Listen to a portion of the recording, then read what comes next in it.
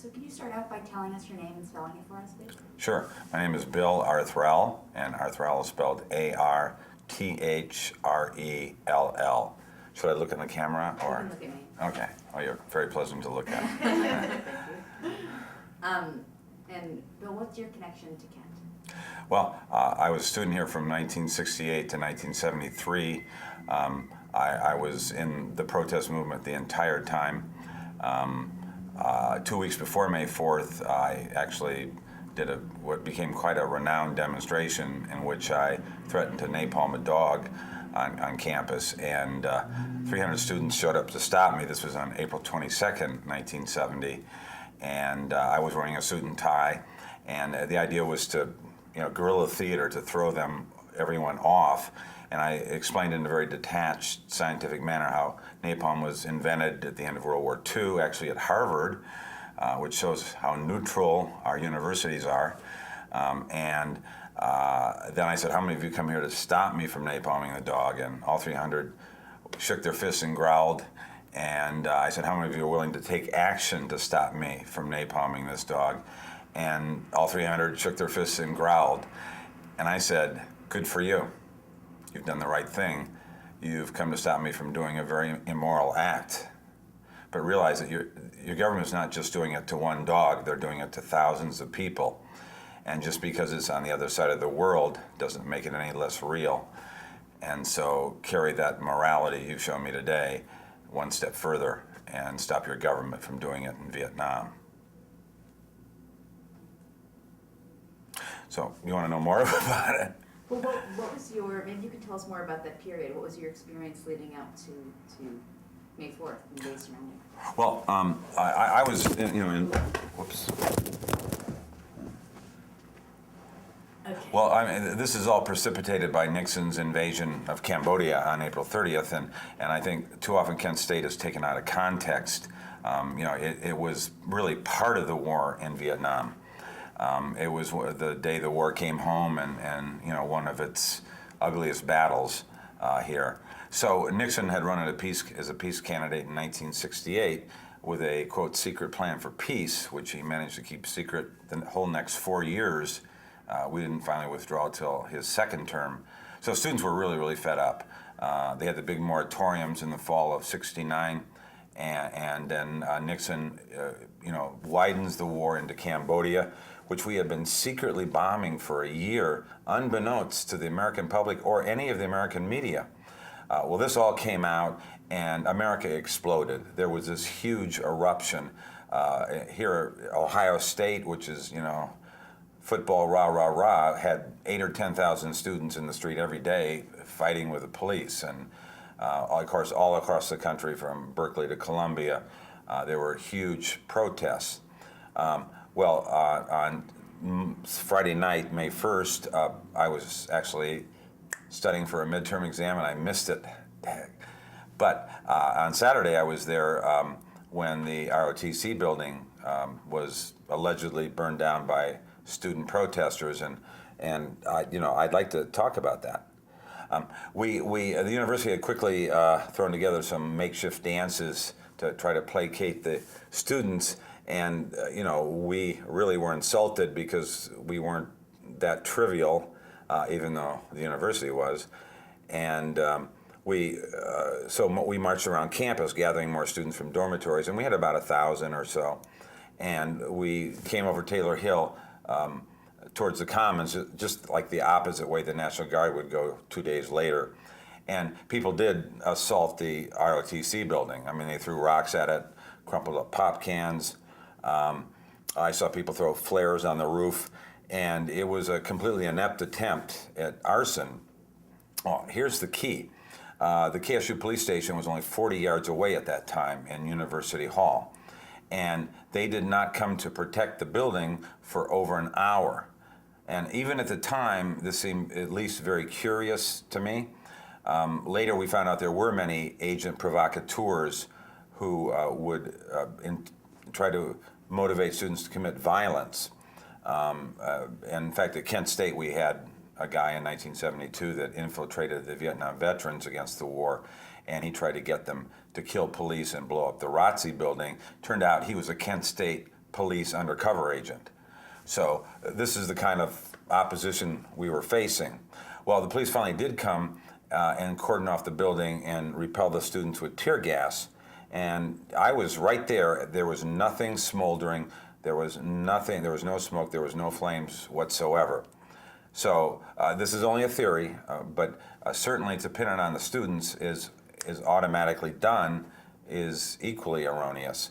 A student was indicted in the Kent 25 for arson, and he was acquitted. So, I just don't know. But finally, the building was not on fire, and they repelled us, and we marched around town and the campus and came back to the Commons about an hour later, and then it was in flames. Students were elated. ROTC had been a target because the university claimed to be neutral, and we saw them as an accomplice in the war. I mean, they were training soldiers to fight for one side, for training soldiers to napalm Vietnamese civilians. So we legitimately had a beef against ROTC. Plus, this famous Liquid Crystals Institute at Kent State, which still exists, was used for counterinsurgency to find the guerrilla fighters in the jungle. So this university was guilty up to its eyeballs, as was Harvard, too. Napalm was invented at Harvard at the end of World War II. That's Saturday. You want Sunday? Yes, please. Okay, Sunday. The lovely Laura Krause, of course, is crossing campus with Barry Levine and sorry? Alison Krause. Oh, that was a Freudian slip. Anyway, Alison Krause. And she puts the prophetic flower in the barrel of the rifle and says flowers are better than bullets. And that was the tenor of Sunday. It was really, really peaceful. The university the night before had been invaded by the National Guard. On Sunday, you saw personnel carriers on campus, jeeps at various corners in which you had to have your student ID in order to pass there. And it was, not only had Cambodia been invaded, but Kent State had also been invaded by the U.S. military. So that Sunday night, I went to the demonstration, and one was called for on the front campus. And we actually sat in the street. If you can picture, this is Main Street out here, and Lincoln at that corner. We sat in, about 1,000 students or so, and sang John Lennon's AntiWar anthem, Give Peace a Chance. Then a student got up on the PA system of the State Patrol. The State Patrol was on our west side, penning us in, and the National Guard was on our east side, penning us in. But we were really completely peaceful at this moment. And so this speaker said, if you'll move from the street to the campus, we'll get Mayor Satram and President Robert I. White to speak to the students about your demands. We wanted ROTC off campus. We wanted the National Guard withdrawn immediately. We saw them as a potential, menace, to say the least, and support the black students in their efforts to get black studies. So we consented and stood up and moved and sat down on the front campus. I mean, this was really innocent. It was like the flowers and the buds of spring quarter, and we were that innocent ourselves. As we were sitting in, the National Guard on one side unsheathed their bayonets and moved on students that were sitting in, and this story is never told enough, and began to attack completely passive and peaceful students. I just met a Vietnam veteran who has a friend in the National Guard who said his friend admitted to bayoneting a student, and then he shoved his bayonet in the ground to wipe the blood off of it. Okay. Allegedly, 11 students were bayoneted by the National Guard, and no one knows for sure, but this horrified people. So I ran up to a State Patrol officer and I said, the National Guard is attacking us, and we've complied with your wishes. What's going on here? And the State Patrol officer just pointed to his nightstick. And of course, I knew what that meant. So I ran like hell back to my dormitory, Tri-Towers, and there was helicopters buzzing overhead of Tri-Towers. It was pandemonium. People were really, really freaked out. So this word of this bayoneting spread like wildfire around the campus, and it just heightened the tension that pointed to the next day's rally, May 4th, 1970. May 4th, 1970. Okay. I got up that morning in Tri-Towers, and I go to see my friend Nancy Disbrow and then Robbie Stamps, and you probably know the name Robbie Stamps. On his door in Liebrich, we went there and everyone was aghast because it was written in red paint was, "You died today." Robbie will later be shot by the National Guard and severely wounded by an M1 bullet. I mean, these weapons were designed for the Korean War. They're 3-inch long bullets that tear bodies apart. Senator Scheuer was virtually decapitated by one later that day. And Robbie was 395 feet away when he got hit in the buttocks.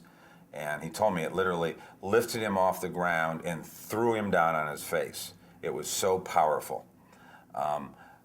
These were very, very draconian tactics by the state against dissent. So we went to the rally, and I was a little more militant than Robbie. So I went to the heart of the rally. Jeff Miller was down there, and the National Guard lined up on one side, probably 1,500 students on the other side. Ringing the Commons was a couple thousand more. I mean, it was a huge gathering, and these students were all very sympathetic with us, but maybe not quite as active. Well, the National Guard, I remember pulling out in a Jeep and saying, "Disperse this rally or you'll be arrested." And we said, F you, we know our rights, and the Bill of Rights guarantees us a right to freedom of speech and freedom of assembly. So, the National Guard began to move on the student protesters, and we were completely peaceful at that moment. We were defiant, and we were angry, but we were peaceful, and they shot tear gas, and that was the first act of violence. And let's be clear, too, they had bayonets and M1 rifles and helmets and gas masks, and we had bell-bottoms and peace signs and tie-dye shirts. I mean, it was not exactly a fair fight. So the guardsmen then pushed us up Taylor Hill and around this Taylor Hall, and one contingent went to the right, which would have been the south of Taylor Hall, near that famous pagoda. And then the National Guard went down that small knoll, a grassy knoll, and onto a practice football field. Well, at that point, it was only a contingent of maybe 25 guardsmen, but they huddled on the practice football field. And at this point, I think they conspired to kill students, and I think in retrospect, it's almost very, very obvious, because when they broke the huddle, now I was, very close to them all through this. They broke the huddle, they went right back up Taylor Hill, and when they reached the crest between Taylor Hall and that pagoda, the famous picture, they all turned the same time, the same direction, and fired point blank at the students. The closest student killed was Jeffrey Miller at 96 yards. And I think this has to be a conspiracy, because I don't think there's any way that 25 men would all coincidentally turn the same time, the same direction, and begin firing on peaceful demonstrators. Well, we were rowdy, and we did throw tear gas canisters back, and students did pick stones out of the dirt and throw them, but by their own admission, the National Guard only had 2 injuries, a bruised elbow, and one fainted from his own tear gas. That was their accounting, okay? The students also had been beaten up by billy clubs by the state patrol at that time. Well, when they fired, I was only 20 yards away, and I was off to the side a little bit, so I was pretty much out of the range of fire, and it was, absolutely the most terrifying moment of my life. It was so unbelievable that, armed soldiers would even come on a college campus, but then would turn around and shoot demonstrators, and it was as if that bayonet was in my face. I mean, that's how close it felt. So I turned around and ran down Taylor Hill. This would be east towards the practice football field and onto Tri-Towers. And by the way, Tri-Towers, which was a half-mile away, had bullet holes all through it. That's how powerful these M1s are. And so I ran across the practice football field, and then I hit the dirt and just hugged the ground. And I can still remember the bullets whistling over my head. It was just so dreadful. I just can't explain it. Words are inadequate. Well, it was 13 fateful seconds, painful seconds, and I looked up, and I just saw blood glistening in the sunlight everywhere. I thought dozens of students had been killed. So I got up and walked around, and I actually pretty much blanked out the next 2 hours. I was so traumatized that I just remember I was crying uncontrollably, and everybody else was. And I saw Jeffrey Miller's body. That was the most evident. It was a trauma. I mean, it was, it was the war at Kent State, the day the war came home. And, our side was completely unarmed and victimized, and I think we were just used as political pawns by Republican Governor Rhodes and Republican President Nixon to thump their chest about being law and order candidates. So this is another rather bizarre point, but afterwards, sometime maybe 2 hours, we gathered on the Commons again and sat down in a big circle, maybe 1,000 students. And Glenn Frank was a very heroic professor, and the guardsmen appeared on the crest of Taylor Hill again, and Glenn Frank went up to them and said, what are you doing? And he reported to us something like, we're going to do it all over again. And Glenn Frank said, over my dead body. And he came back and reported all of this to us. And so he told everyone to stand up. We ran like the wind back to our dormitories. And I was living in Tri-Towers, as I mentioned. And we just turned on our radios and television sets, and the reports were all discombobulated. I mean, one said 2 guardsmen, 2 students killed, almost as if they were deliberately planting a seed that the students were at fault. Another report said there were snipers, and the guard were returning the fire of snipers. Of course, nobody at that time really knew fully what happened. Well, then, very, very quickly, the university closed the campus, and we had to immediately evacuate the campus on top of everything else. Plus, all the there was no cell phones then, so all the phone lines were cut down, right? And Kent, the city of Kent was sealed off. It was a complete military siege of Kent. So you had to find your own way out of Kent. You had to evacuate the dormitories, which equaled about 8,000 of the 20,000 students.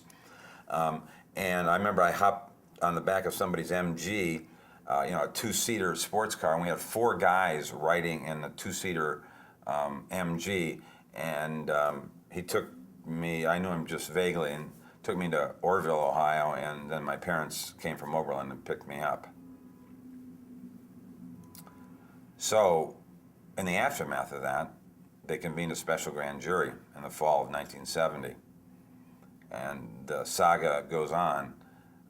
The special prosecutor was Seabury Ford. Am I allowed to swear on this? Best not to. Okay, then I'll use polite language. But he didn't. The special prosecutor said they should have shot all the troublemakers, and he didn't use the word troublemakers. Okay, he used something more profane. And he was supposed to be, objective, neutral prosecutor in the case. The Attorney General of Ohio, Brown, said probably no guardsman will be indicted. This is the kind of atmosphere we were living in. It was a completely repressive atmosphere. I would assert that during the Nixon era, we lived in a quasi-fascist state, and that's not political rhetoric. That's just a matter of fact, and maybe not so quasi. So they returned 25 indictments, and the National Guard were none of them. They were completely exonerated of any guilt, and the students and faculty were indicted in the Kent 25. Well, I was one of the unlucky ones to be indicted, charged with second-degree riot. And even a professor, Tom Luff, was indicted for inciting to riot. And it wasn't for anything he said out in the Commons, but what he taught in his sociology class that he was indicted for. Now this is really a Nazi-like atmosphere when you can be indicted for inciting to riot for your lessons as a professor in sociology class. Well, a year later, they tried the Kent 25, including for arson, and the arson charge for ROTC was acquitted. So they did get a couple small convictions on their best case, like throwing stones was one of the charges. But for the rest, most of us were second-degree rioters, and the charges were dismissed because of lack of evidence. That was in the fall of '71. Things, of course, didn't end there. Kent State University is guilty up to its eyeballs in repression of dissent. In the springs of '71 and '72, we had massive demonstrations against the war continuing, and the university had massive repression, bringing in, cops with tear gas and billy clubs and huge arrests. And in fact, in 1977, I came back. I came out of retirement from the movement and came back, and William Kunstler spoke at these demonstrations. The university built a gym on part of the site where the students were slain. And we occupied the site with a tent city for 60-some days. And we were really disciplined and completely peaceful. And the university got an injunction to remove us, and actually 194 of us locked legs and arms and refused to move to save that site. I mean, that's all we ask is leave it in the condition it was on May 4th, 1970. You don't owe us anything else but to keep that pristine condition so that it can be remembered. I always said building a gym at Kent State would be like building a bowling alley at Gettysburg or a Pizza Hut at Antietam. I mean, you wouldn't do that. That these, even if you don't agree with the student movement, these are sacred sites, and they're also pivotal points in American history. I can talk a lot more. Did the FBI come and interview you after May 4th? They came to my parents' house in Oberlin, and as I recall, I wasn't home, so I didn't get interviewed.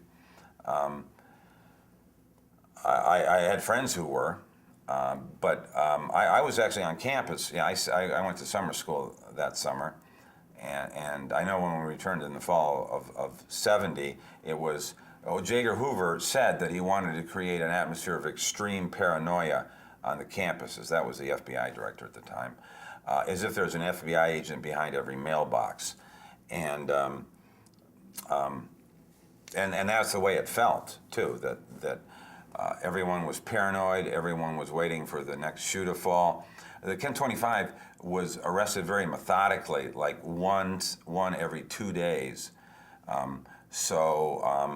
was one of the last ones indicted, and I had a crush on this Jewish girl in Manchester, and she lives in Pittsburgh. So she was going to take me back to Squirrel Hill, and I was going to go underground. Right now, this is a little bit melodramatic. So Debbie Cohen was her name. We'd gotten a little Volkswagen Bug, of course, with a couple other hippies, and we drove through the night from Kent to Pittsburgh, and I literally went underground for a day.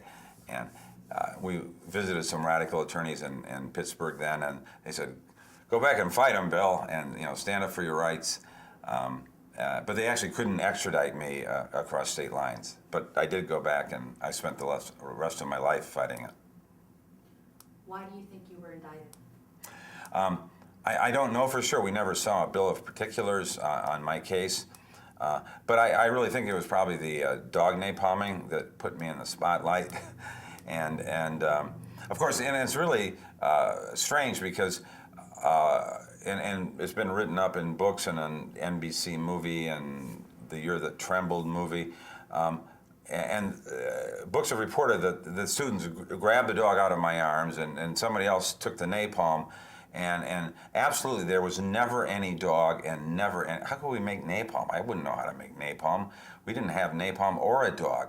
But the Animal Protective League came to stop us. The county sheriff came to stop us. The county prosecutor, Ron Kane, came to stop us, and 300 students. So this, really made, even Dorothy Fulltime, who was a great Cleveland newscaster at the time, even commented on this demonstration, that it made a really big impression on people. But there was no dog, and people's vivid imagination created that dog. And that's, of course, the way the brain works. How did May 4th, 1970 impact your life? Well, unfortunately, not very well. I'm a vagabond and a backpacker, among other things, and I quit teaching. I'm a high school teacher in Cleveland, and I quit teaching 3 times, went overseas, and one time it was 1986 to 1988, and I went around the world for 2 years living out of a backpack, and lived in England, Israel, and Thailand.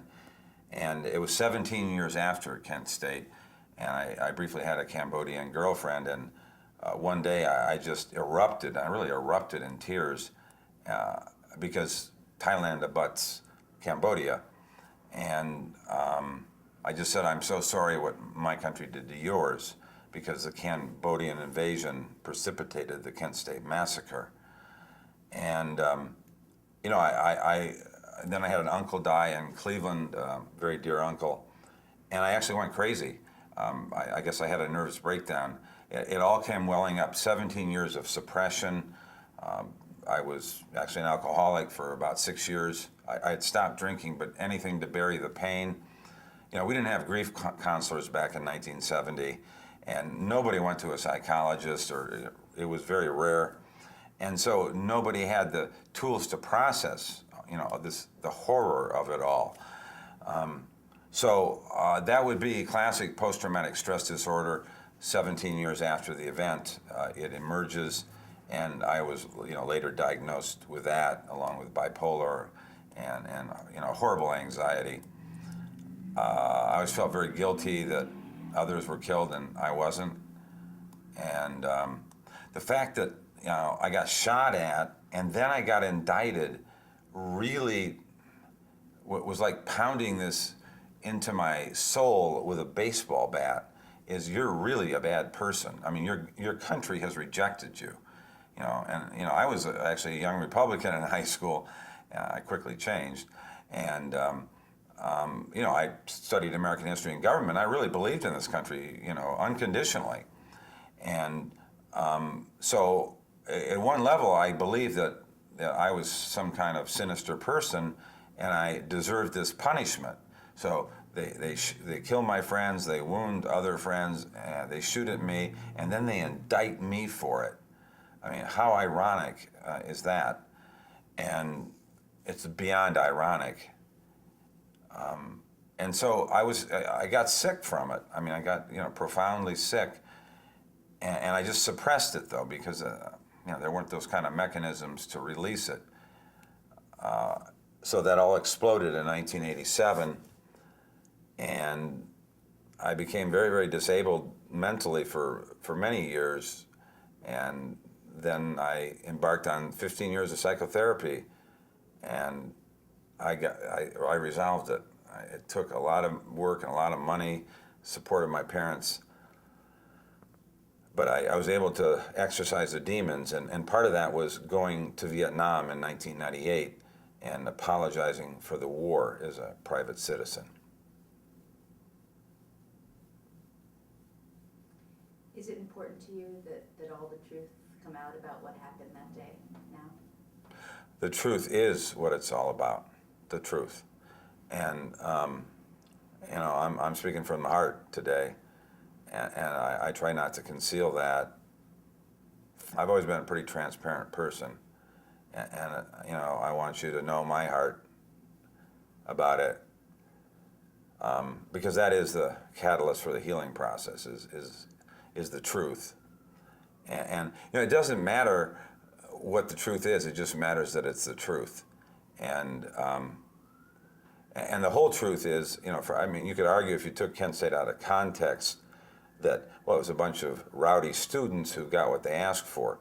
But the whole truth is we had invaded Southeast Asia and killed literally millions and millions of people. Now they're estimating that we killed over 6 million in Vietnam, Laos, and Cambodia, which is exactly how many Jews the Nazis killed. And that truth needs to be told too, because we did this as a response to that. And any broken windows we might have made in downtown Kent were actually irrelevant compared to My Lai and burning down a village and killing 504 civilians in Vietnam, which the U.S. did. And why do you think it's important to remember Kent State today? Well, I mean, it's kind of a sentinel for civil rights, civil liberties. But I think Kent State, in a way, is a symbol for everything. It's a symbol for the First Amendment. It's a symbol of youth, and youth denied for young people. It's a symbol about imperialism and militarism, which I think this society has totally embraced, especially these days as being a militaristic society. We spend more on the military than the rest of the world combined. And we have 760 bases around the world. It's disgusting. And we're paying for that. 44% of the federal budget goes to the military. So, Kent State is like a metaphor for all of that. It's not only the day the war came home, it was absolutely the pinnacle of the 60s. It was the climax of that great social upheaval, cultural rebellion, Woodstock and the hippies, and the political rebellion of SDS and the anti-war movement. And so everything, there was a confluence of everything in those 13 seconds 40 years ago tomorrow, of everything that was wrong in our society and that we were inflicting on the rest of the world. So it's a snapshot for it. It has to be remembered. And I want to remember also that it's 6 other universities, 5 others actually. Altogether 13 students were murdered protesting, and never were police punished for that. Never was a National Guard punished at Kent State. Who would you like to hear from about what happened that day? Jeffrey Miller, Alison Krauss, Sandy Scheuer, and Bill Schroeder, and your dad. The people that have given their lives and gave their lives for justice and equality in this country. I think this country is very hypocritical. All men are created equal is just an empty slogan, and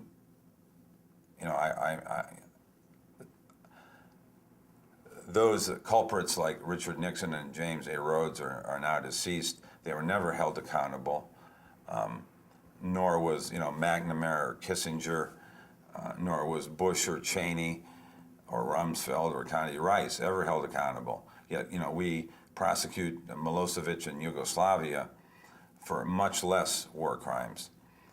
We had the Nuremberg trials against the Nazis after World War II. We could not stand up in the Nuremberg trials and be acquitted as a country. Absolutely not. So we need to apply the same standard of justice upon ourselves that we so viciously impose on the rest of the world.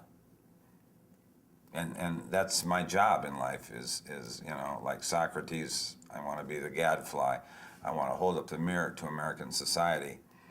That's why I chose to teach in the inner city of Cleveland and go back to Vietnam. And I go to many third world countries and just walk around the slums and meet people and give them money and have fun and write poetry about them. And that's what I'm up to in life. because all these voices need to be heard. You know, the Vietnamese voices too, that we silenced. What does it mean to you to be back here on the 40th? Means everything. I mean, not by choice. My life has been about Kent State. I mean, I didn't plan it that way. You know, I wanted to be a Hollywood movie star. I'm actually pretty funny, and you know, I could have been on Saturday Night Live or something, but this diverted my entire life, and you know, that turns out to be an honor too, and led me to teach in the inner city. You know, I could have done anything professionally, but I chose that, you know, out of my Kent State experience. So, you know, as I said, Kent State really represents everything. You know, it's like a Shakespearean tragedy. It just represents everything, and to me, it's the metaphor for my life. Thank you so much for coming and sharing your story with us. Thank you very much. Peace.